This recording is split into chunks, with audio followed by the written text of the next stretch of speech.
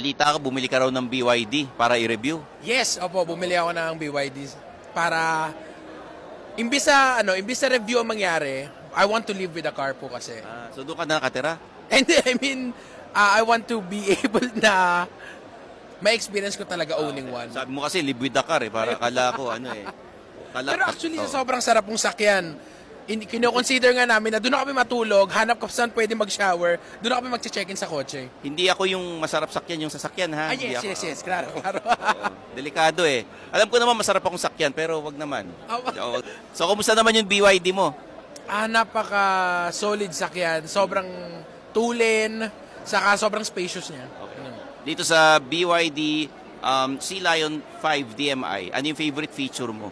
Favorite feature ko dito siguro is yung, syempre, yung comfortability natin. Yung upuan niya is very plush, very malambot siyang sakyan, very comfortable, yun.